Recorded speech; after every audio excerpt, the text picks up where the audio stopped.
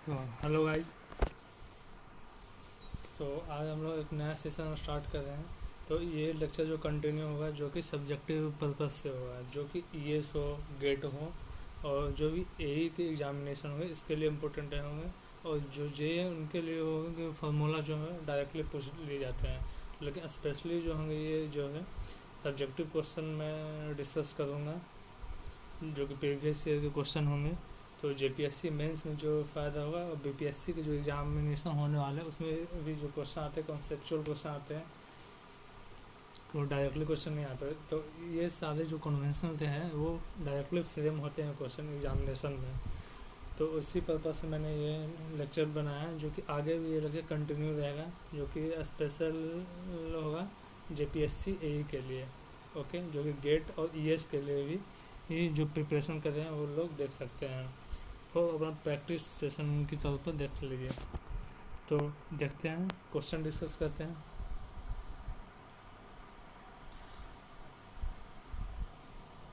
Question में क्या दिया हुआ है? In consolidation test the void ratio of the specimen which was 1.068। ठीक है, कंसोलिडेशन टेस्ट है। ठीक है, और बॉयड रेशियो जो स्पेसिमेन का दिया हुआ है 1.068 under the effective pressure of 214 kilo newton per metre square. Effective pressure दिया हुआ है 214 kilo newton per metre square. ठीक है, फिर जो ये चेंज हो रहा है 0.994 से when the pressure was increase to 429 kilo newton per metre square. ठीक है, तो क्वेश्चन में क्या रहा है कि जब बॉयड रेशियो 1.068 था तो कब हुआ बॉयड रेशियो, जो प्रेशर 214 किलोमीटर लगा था, और वही प्रेशर चेंज होकर जब प्रेशर 429 का लगा तो बॉयड रेशियो 0.994 हो गया। जब भी प्रेशर बढ़ा तब बॉयड रेशियो और घट गया। तो बोल क्या रहा है question, calculate the coefficient of compressibility, compression index and coefficient of volume compressibility. तो तीन चीज़ हमें यहाँ फाइंड करना है। कोफिशिएंट ऑफ कंप्रेसिबिलिटी जो एवी होता है, compression index CC, and coefficient of volume compressibility जो कि एमवी से डिनोट करते हैं। और फिर नेक्स्ट में क्या पता, नेक्स्ट पार्ट भी है इस question, find the settlement of foundation resting on above type of clay if thickness of clay layer is 8 metre.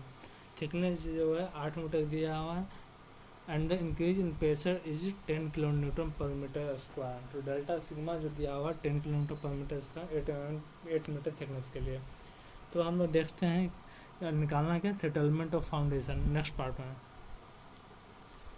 ठीक है, तो हमें 4 चीज़ निकालने हैं इस क्वेश्चन में। तो इससे देखिए ये सारे क्वेश्चन जो गेट, ईएस, जेपीएससी सब में इम्पोर्टेंट हो, तो अच्छे से देखिएगा और ये सेशन आगे भी कंटिन्यू रहेगा। तो प्लीज़ वॉच करिए, लाइक करिए, सब्सक्राइब और शेयर करिए अपने फ्रेंड्स में। तो सॉल्यूशन देखते हैं कैसे बनेगा। मैंने सॉल्व करके रखा है कि ज़्यादा टाइम वेस्ट ना हो, मैं आपको बस डिटेल में समझा दूँगा।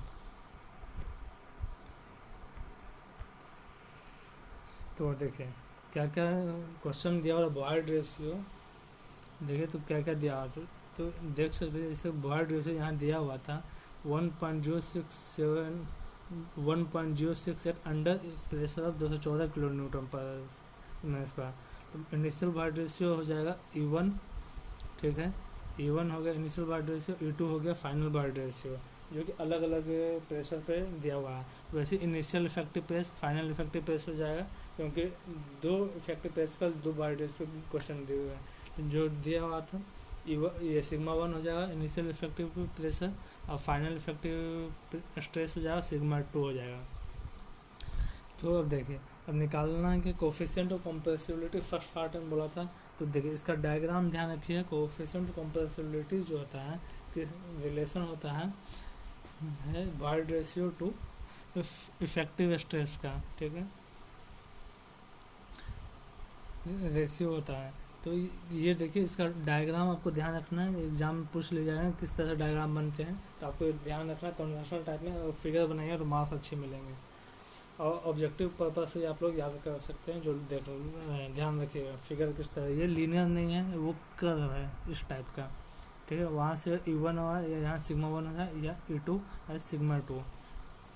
ओके, तो देखिए कोफिशिएंट ऑफ कंप्रेसिबिलिटी का फॉर्मूला होता है, रिलेशन जो दिया हुआ है A V equal minus delta E by में डेल्टा सिग्मा, ठीक है, ये रिलेशन दिया हुआ। तो माइनस जो है यहाँ डिनोट क्या कर रहा है, माइनस का कोई रोल नहीं है, कहीं आप देखते हैं कहीं माइनस गया था कहीं नहीं गया होता।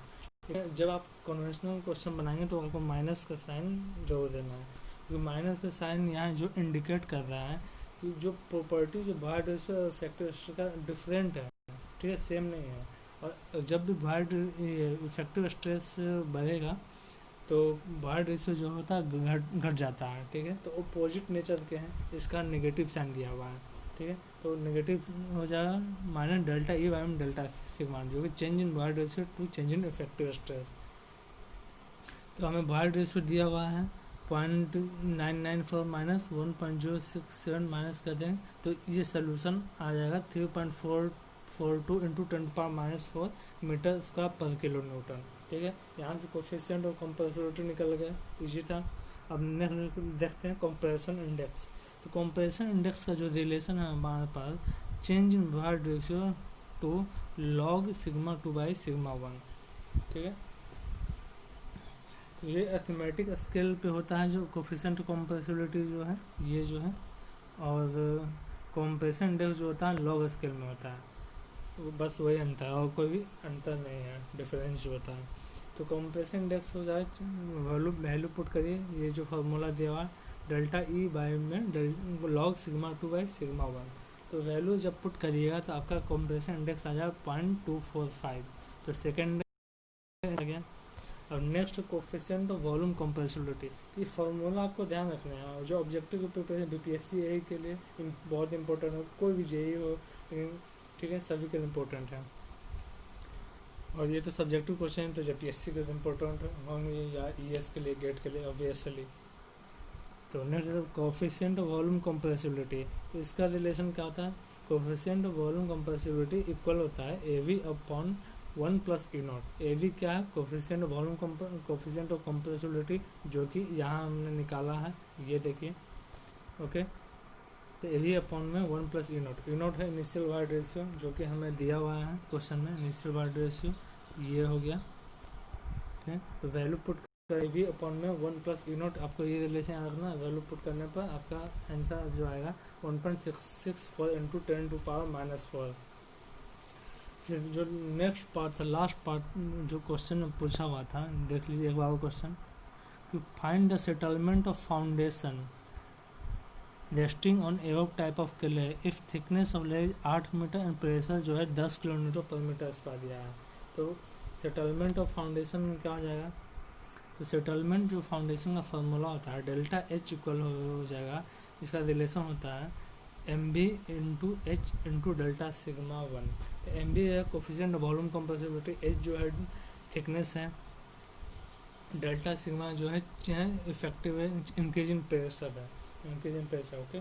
तो रिलेशन आपको याद रखना है सेटलमेंट ऑफ फाउंडेशन का, डेल्टा एच इक्वल होता है M B into H into delta sigma 1 का भाग। तो यहाँ वैल्यू पुट करिए तो एम मीटर में आया, तो हमें क्वेश्चन मान लीजिए एम एम में चेंज करेंगे 13.28 mm हो जाएगा। तो ये लास्ट पार्ट था जो कि निकल गया। तो इजी था फार्मूला देगा, आपको फार्मूला याद होना चाहिए, ठीक है, कब कौन सा फार्मूला यूज़ करना है, स्टेप आपको भी आइडिया होना चाहिए।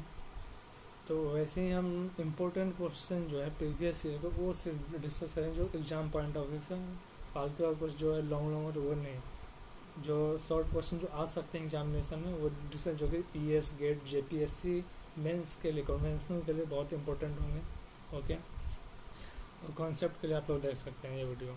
तो गाइज प्लीज़ हमारे चैनल को लाइक और सब्सक्राइब करिए और शेयर करिए अपने फ्रेंड्स को। और ये हमारा टेलीग्राम चैनल है स्टडी मनिया प्लेटफॉर्म के नाम से, वहाँ आप लोग जुड़ सकते हैं। और बीपीएससी एई प्रिपरेशन ग्रुप भी है टेलीग्राम चैनल, वहाँ भी आप जुड़ सकते हैं। ये हमारा व्हाट्सएप नंबर है, तो जिन्हें व्हाट्सएप ग्रुप में जुड़ना है स्टडी मनिया प्लेटफॉर्म को, वो इस पर हमें पर्सनली मैसेज कर सकते हैं। Okay guys, thank you.